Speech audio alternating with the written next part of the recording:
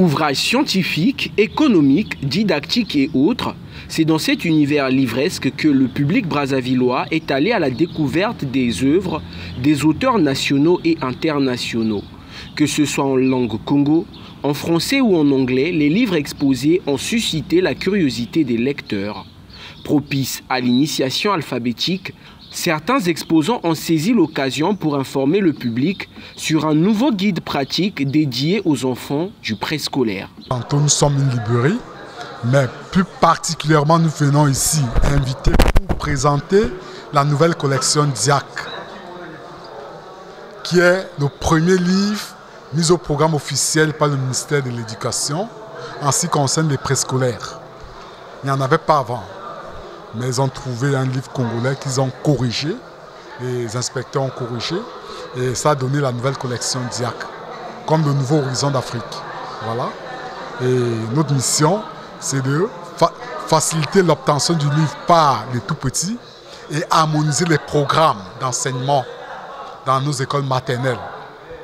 Voilà. Donc, la bonne nouvelle, c'est que les écoles maternelles ont déjà leur livre, ce qui n'existait pas avant.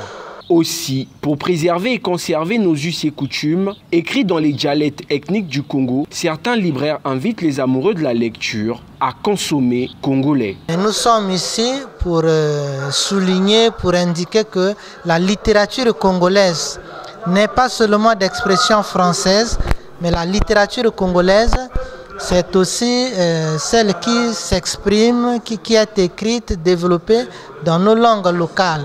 Nous avons plusieurs langues.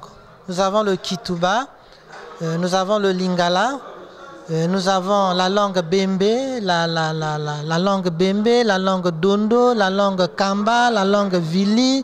Nous avons nous travaillons aussi sur les langues qui sont au nord, la langue Mboshi, le Teke, le Bakwele. Donc le travail est démarré dans plusieurs langues, dans l'espoir de donner les outils aux créateurs pour commencer à créer la littérature dans nos propres langues. Parce que c'est la littérature qui fait vivre une langue.